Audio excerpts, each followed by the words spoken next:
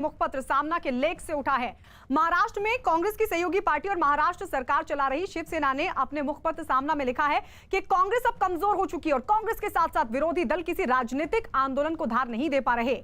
सामना में यूपीए की हालत एनजीओ से करते हुए लिखा गया है कि यूपीए का नेतृत्व अब पवार जैसे सक्षम नेता को दिया जाना चाहिए। विवाद और बढ़ा तो एनसीपी के कई नेताओं ने भी माना कि फिलहाल के हालात में शरद पवार ही सबसे सक्षम नेता हैं जो विपक्ष के हमलों को धार दे सकते हैं।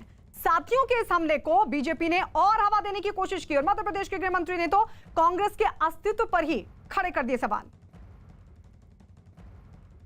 एक जमाने में सोनिया गांधी जी की लीडरशिप में सब लोग आए थे, मनमोहन सिंह के नेतृत्व में हम लोग आए थे, सब लोग आए थे। आज तो मुझे दिखता है कि शरद पवार साहब इस देश के ऐसे नेता हैं जिनकी बात सब लोग सुनते और मानते हैं।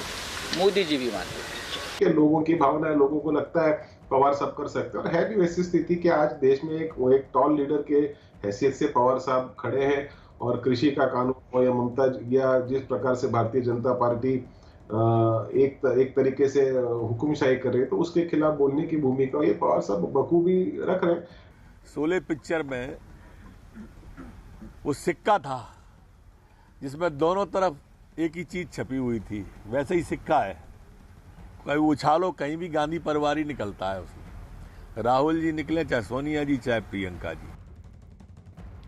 और इस बीच संजय निरुपम ने कहा है कि जिस आग को शिवसेना भड़का रही है उसमें वो खुद भस्म हो जाएगी। जी कैसे देखते हैं आप जो अग्रलेख लिखा है? एक वक्त था जब आप खुद सामना के लिए अग्रलेख लिखा करते थे। ने जो कुछ सामना में छपा है वो शिवसेना का स्वर है और शिवसेना को इस प्रकार से कांग्रेस विरोधी अभियान नहीं चलाना चाहिए। और अगर यूं ही इस तरह से अभियान चलाते रहे तो समझिए कि एक आग है और इस आग में जल के शिवसेना भस्म हो जाएगी।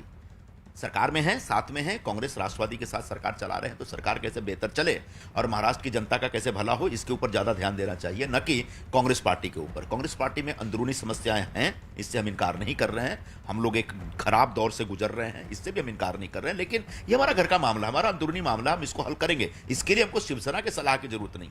लेकिन जिस प्रकार से शिवसेना कांग्रेस विरोधी अभियान या राहुल गांधी जी के विरोध में अभियान चलाती है उससे साफ साफ दिख रहा है कि किसी और के कंधे पे बंदूक रख के निशाना साधा जा रहा है। यूपीए की चेयरपर्सन आदरणीय सोनिया गांधी जी हैं, ठीक है, अभी थोड़ी तबीयत उनकी नासाज है, इस वजह से जगह राहुल गांधी जी यूपीए के सभी साथियों के साथ एक बड़ा अच्छा संवाद स्थापित करके काम कर रहे हैं। जहां तक किसान आंदोलन की बात है तो किसान आंदोलन के मुद्दे पर भी जितना सशक्त तरीके से राहुल जी ने एक काम किया, पार्लियामेंट के अंदर वो बोले, पार्लियामेंट के बाहर बोले, कल परसों 2 करोड़ सिग्नेचर लेकर के राष्ट्रपति जी के पास गए और पूरे देश में अलग अलग जगहों पे किसानों के आंदोलन के समर्थन में खूब काम हुआ कांग्रेस की तरफ से। अभी और होना चाहिए, मैं इससे इनकार नहीं कर रहा हूं। शेष नारायण जी आपके पास आते हुए पहले भी शरद पवार की तरफ से खंडन और इस बार भी खंडन। तो खंडन कर दिया उन्होंने, तो बहस खत्म हो गई। अब उनका जो शिवसेना ने उनका नाम उछाला था वो मुद्दा तो खत्म हो गया। लेकिन कांग्रेस को की लीडरशिप के जो सवाल हैं वो अभी बने हुए हैं, क्योंकि ग्रास रूट लेवल का वर्कर अब कांग्रेस की नेशनल लीडरशिप में कोई नहीं है। जो 2-4 लोग थे उनको सीडब्ल्यूसी से भी निकाल बाहर किया, जो गणेश परिक्रमा टाइप नेता हैं वही कांग्रेस में है। तो कांग्रेस तो खत्म होनी है।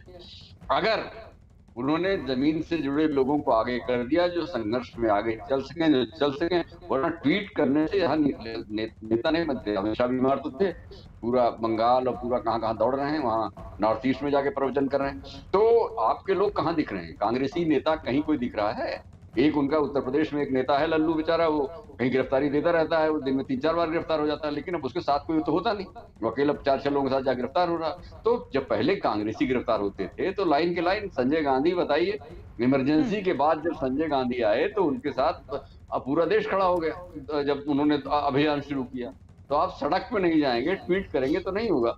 जो बीजेपी सत्ता में आई है 1986 से लेके और अब तक 2014 तक लगातार उन्होंने राम मंदिर का आंदोलन चलाया है। उसमें हर रामनवमी को, हर त्योहार में अयोध्या जी पहुंचते थे वो लोग, तमाम उनके लोग मरे हैं, तमाम लोग उसमें हत्या हुई है और तब जाके वो पार्टी उभरी है। तो आपका उससे मुकाबला है और आप यहाँ बैठ के ट्वीट कर रहे हैं और आप चुन लेते हैं कि भाई फलाना आदमी ठीक है, उसको हम लीडर मान लेते हैं, पत्रकारों से मिलेंगे नहीं। जी शेष जी आ रहे हैं आपके पास। शैलेश पांडे, ये चर्चा यही खत्म हो आप भी कह रहे हैं, लेकिन ये चर्चा आप लोगों की तरफ से अब यही खत्म मानी जाएगी या बार बार के खंडन के बाद भी आप नहीं मानेंगे? बिल्कुल, मैंने पहले भी कहा, देखिए कि अगर शरद पवार जी